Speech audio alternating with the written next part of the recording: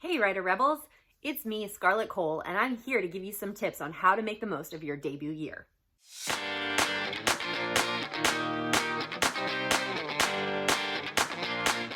Welcome back to my channel. If you hit the subscription button and you hit the notification bell and you're here, thank you so much. If you haven't and you do want to hear more content from me, make sure you're hitting those things below the video. Today I figured if it's going to be my first video on writing content, then maybe I should start at the beginning on your debut year of your debut novel. Now, I made a huge amount of mistakes when my debut novels came out. So I figured I would probably give you a cautionary tale instead of direct tips of what to do instead of doing what Scarlett did, which was a complete and utter disaster. Don't get me wrong, I loved my debut year. It was absolutely fantastic, and there were so many supportive people, and it was a lifelong dream of mine, and I will never ever forget it. But there were definitely some things that I could have done better, or could have not done at all, that would have made things easier for me going forward as an author, and I would have enjoyed myself a lot more. So my debut year started in 2018, and it was actually quite a bit of a whirlwind because I had 2 books that came out within 2 weeks of each other. My first book, this one right here, Mercury Rises, came out with Inkspell Publishing on February 13th of 2018. And I was super excited about it. I was very, very proud. I had been working the pre-order for a couple of months, and it did release relatively okay for a small press title. However, I had already written another book that I had sold almost 2 years prior to that to a different press. That press didn't end up releasing the book, which is a completely other video altogether. So I did end up reselling it to a different small press, not Inkspell. I actually sold it to Ever19.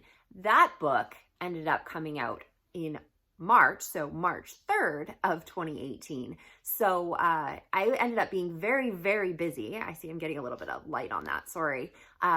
With having 2 books releasing 2 weeks apart.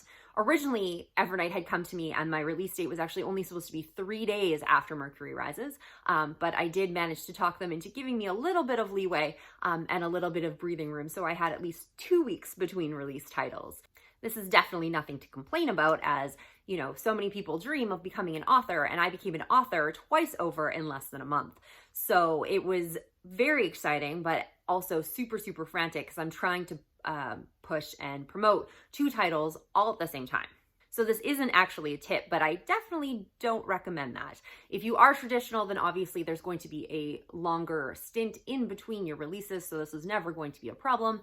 And I know that there is some vibe in the indie community of quick releasing, but normally that's within the same series. These were 2 totally different books. One was dystopian, one was paranormal. The only real thing they had in common was they were both young adult and they were both written by me. So like I said, extra tip for you, don't release 2 completely unrelated books within 2 weeks of each other. But all right, so you guys came here for some writing tips and advice and discussion, so here we go. The first tip I have for your debut year is to not stop writing. This was one of the biggest mistakes that I made. Like I said 2 seconds ago, I had 2 releases come out very, very quickly, so I obviously went straight into the marketing phase, or put on my marketing hat, as some say, at trying to get those books promoted and buzz. And, you know, I had my first book signing, which was a double book signing, which was really cool. You know, I signed up for conferences and just, you know, building my social media platforms, all that kind of stuff. And even though I'd been working on it before the releases, it just kind of ramps up quite a bit right after you release books. However, I didn't focus on writing the next thing. It was really easy to convince myself that all of this marketing and all of this stuff was part of being an author, and that I was working on my books because I was marketing and promoting those. And you will notice that when you do release a book, that there is a period of time after you release that all you can really do is market. You know, it's part of the job, it's part of what you need to do. And you're probably a little bit burnt out just, you know, getting that book out there and that buzz and that like emotional high of having that happen.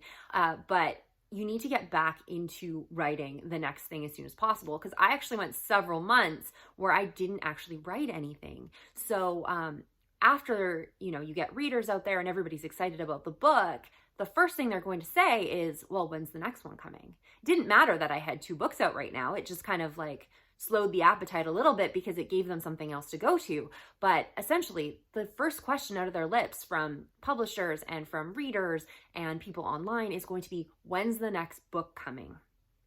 And if you haven't written the next book, you can't give them an answer. This ends up being a very dangerous game, because if you do want to continue as an author, you do need to be producing content on a semi-regular basis. I'm not saying that you need to be putting out a book every 2 months or whatever. It depends on what your strategy is. Some people put one out 1 a year, all that sort of thing. But if you do want to play the long game as an author, you are going to need to write more books, which was one of the biggest mistakes that I made, was to stop writing. Especially if you are writing something that is a series or has series potential, not only are readers going to want the next book from you in general, if you have a series, especially if you even hinted at a cliffhanger, those readers are going to want that next book. So you need to be making sure to meet those reader expectations and start at least moving forward with it. I'm not saying it needs to come out immediately, but you need to be plotting, you need to be writing, and you need to be doing those sorts of things. For me, I didn't write for almost 8 months after that. I did a couple little anthology stories just to kind of get me back into it and to, be putting something out there. But, I didn't actually finish another book until beginning of 2019, which was really, really terrifying for me because I panicked for a little bit that these 2 books that I put out, that I'd spent all of these years working on, and that was going to be it for me. But I needed to pick up my socks and get back into writing, and it was really, really difficult after not writing for so long. Plus, you do have these other responsibilities of, you have these books out in the world, and you still want them to, you still want them to be selling, you still want to be doing, interviews and social media and all that kind of stuff with your readers. So there is an extra thing on your plate once you're now published, but you do need to keep writing and keep moving forward.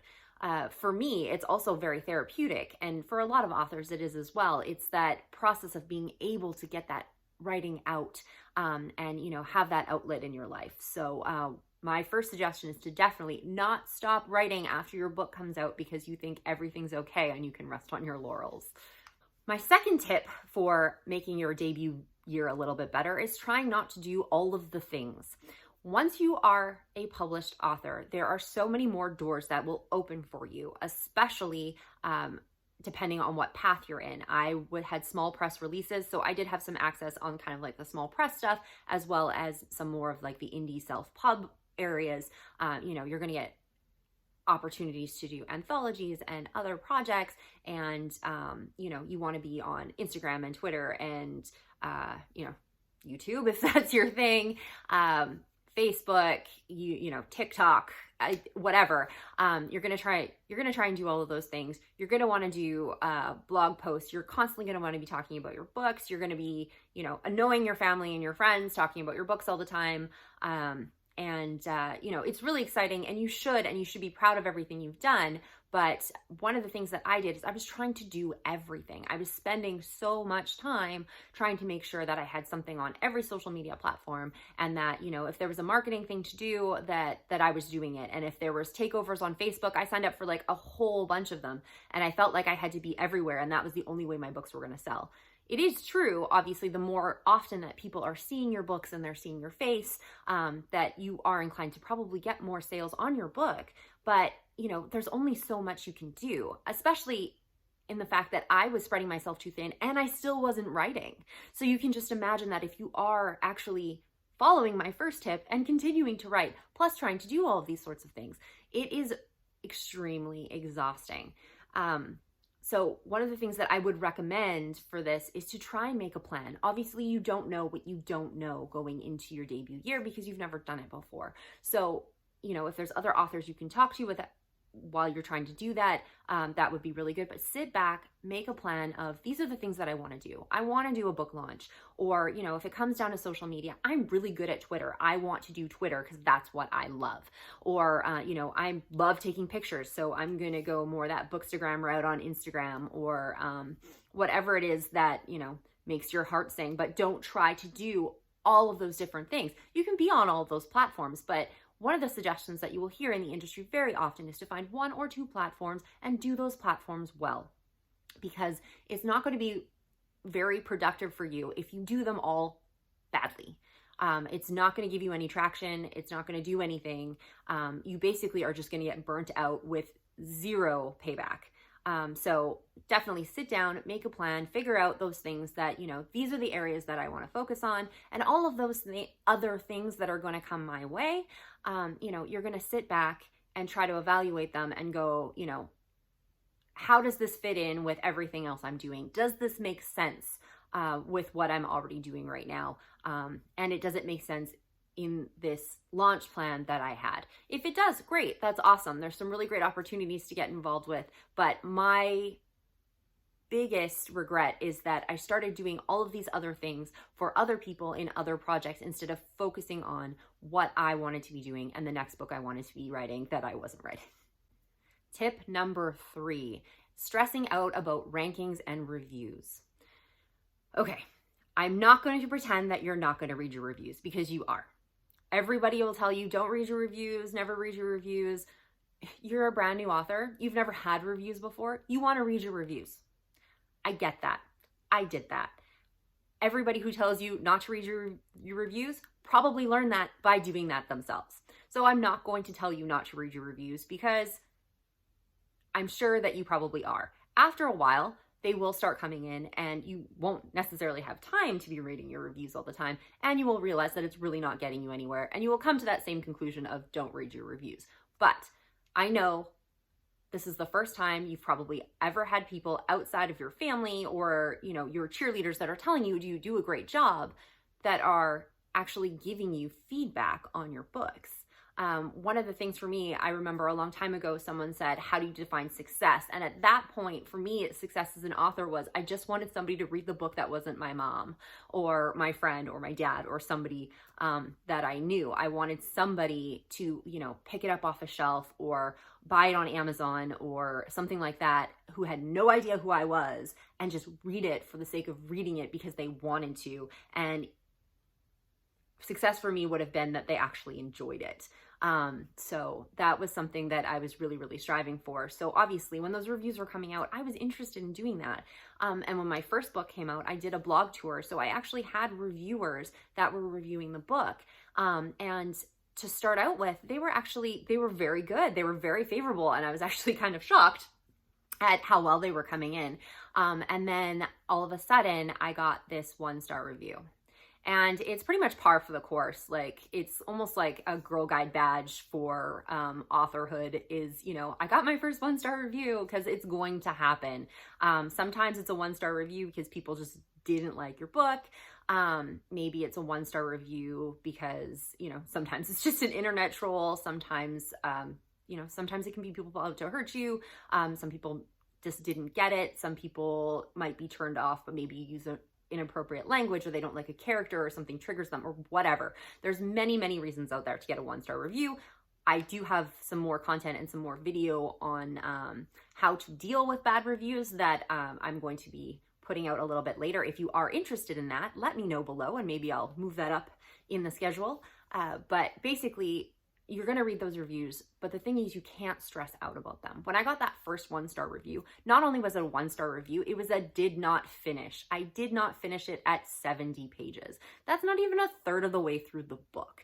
And I read the entire argument. And first off, it was the longest review that I had had from anyone at all. And it was a review that I didn't necessarily, it's not that I didn't agree with it. It was just, some of the complaints that they had, I was like, but if you would have read the rest of the book, you totally would have got it. But that is a discussion for another day. Either way, I got this 1-star review and I couldn't do anything. I was completely paralyzed. I didn't want to promote my books. I felt like I was a complete failure, and which was completely ridiculous, because I had by that point, 12 or 15 reviews already saying, this is good and I really enjoyed it. And they had constructive things in them as well. It's not everybody was giving me 5 stars and telling me I was awesome. But, this one was harsh. and it was really low, and I took it really, really badly, and I had forgotten about all of those good things that people had said about this book and how far I had come. And I stressed about it for a while, and it was really, really, really difficult to do. And it really derailed me from, as I said, I wasn't writing a lot to begin with. So even those little bits and pieces that I was trying to get done, I didn't feel like I could do them anymore. I like shut down for almost 2 weeks, which is absolutely ridiculous. However, I'm also not the only person that does that. I've talked to several other authors, and you know, they get those reviews, and it doesn't matter all those other good ones. It just hurts. So one of the things that I have had recommended to me at a conference is that you can get a review buddy, and they can go in and check out those reviews for you and pull out anything concrete information that, you know, might help you with the next book. But it saves you from actually reading some of those harsh words. However, one of the things you need to stop doing in your debut year is stressing about those things. I got shut down for 2 weeks because somebody who didn't even read my book didn't like it. And the fact of the matter is, I had released 2 books that year. I had worked extremely hard. I had my first book launch. There were so many things in my life to be grateful for and to be proud of, and I just couldn't do it because of one lousy review. So focusing on reviews or focusing on your rank. I know a lot of people who get really, really focused on Amazon, you know, if their book isn't ranking high. If your book is wide, obviously your rank is going to be very different because it's going to be across so many different platforms. You know, you want to get that tag, you want to get that bestseller tag. You know, and if you do, that is awesome. And I am not discouraging any of that sort of stuff. Those are awesome, awesome milestones to hit. But if you are sitting there focusing on them and fussing about it all the time, you're never going to move forward. It is a really, really difficult thing. Writing is a huge, huge mental game. And once you start putting your work out into the world for everybody else to consume out there, you know, there are all these extra voices that start getting into your head, and there's enough of them out there that are going to hold you up without actually, you know, focusing on what your rank is every single day. And if you've seen any videos or read any articles about ranking, there's so many other things that go into it than the quality of a book.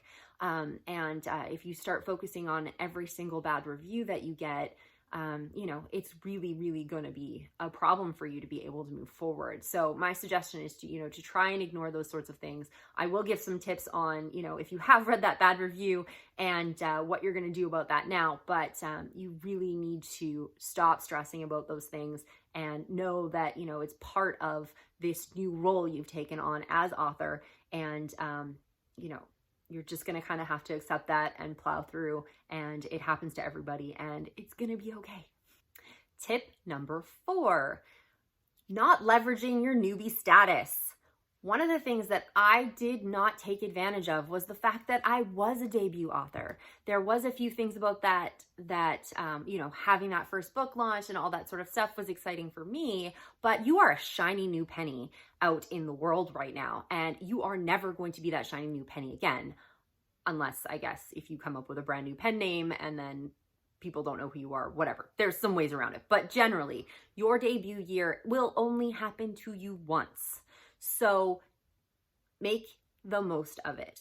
If you can use that stuff in your marketing, that this is a debut, that it's brand new and it's a brand new series or all that sort of thing, that can really, really help, because you have these established authors that people are going to read no matter what they write. And then there's usually a bunch of other authors that kind of like fall kind of like to the mid list or the bottom, where, you know, they're struggling for every single sale, and you know, it's tough to get some traction until they get you know, they get that clout and they start building up. But as a debut author, you're like brand new and you're special. And if you are interested in any awards, I have some opinions on awards. I'm not going to get into that here, but for some people, and depending on the genre and category that they're writing in, those awards can really make a difference for them. However, you can only win Best First Book if it's your first book. You can only win Best New Author if you're a new author. So if you are going to apply for awards, or you want to get reviewed in certain things under those Best New Book, New Author categories, make sure you're doing your research and make sure you're applying, because if you miss those deadlines, then you can't do it. In my particular situation, the province that I live in has a book awards and they have a best new book category. I missed the deadline. I missed the deadline by 4 days. I emailed them and I said, hey, I have not only, I have my first book out. I'm a brand new author. I have 2 books this year. I'm totally eligible for these awards. And they're like, nope, sorry, you missed the deadline, which was totally devastating, but rules are rules, so I don't begrudge them at all. But, you know, I didn't make that plan and I didn't go for it. And there was a lot of other awards and other programs and stuff out there for new authors that I did not take advantage of. And now those opportunities have gone by the wayside. So if awards or recognition or anything you want relates to being a debut author or your first book or something like that, jump on it.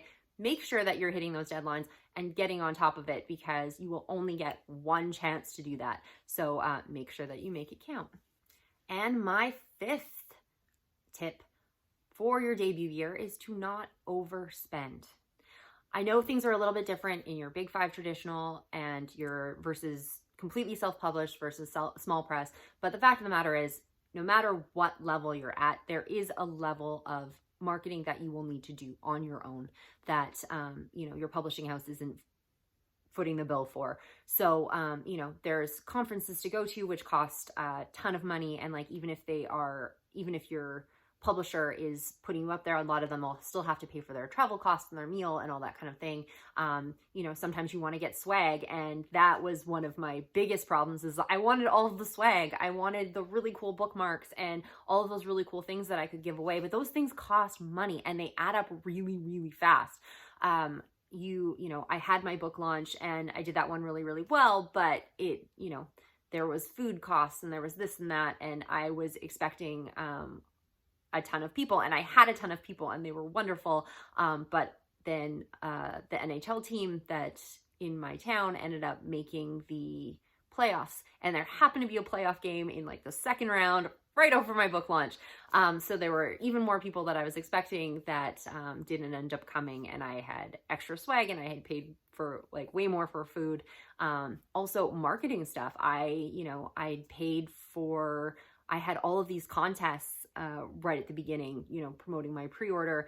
I'd paid for advertising. I paid for Facebook advertising, but I did not know how to do Facebook advertising. So I totally overspent on that because I was really inexperienced. And one thing with ads is you will spend a little bit to learn the ropes, but I should have done my research before I'd spent that money. And there were, like I said in one of my tips a little while ago, being an author, there's this whole world of things that opens up to you, and everybody wants to be like, do this interview here, and you should be advertising here, and you can have your ads here, and you know, we can promote your book, and you pay $25 and we'll do this, and you know, PA services, we want to help you, and all that kind of thing. And you just it makes sense to you, and you just keep forking out the cash, and then you're not sitting back and going, okay, what am I actually making off these books? Does this make sense?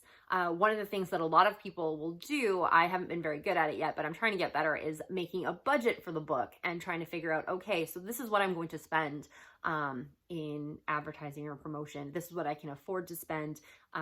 This is the investment that I want to make on this book, and then I'm going to cut my losses and then, you know, kind of move forward with a different strategy. This is a really good idea on your debut because you are going to want to do all of the things. You've probably been dreaming of being an author as long as you can remember, and part of that is, you know, having the swag and doing the signing and taking the pictures and doing all those wonderful things. And I don't want to begrudge you that at all. And if you can afford it, knock yourself out.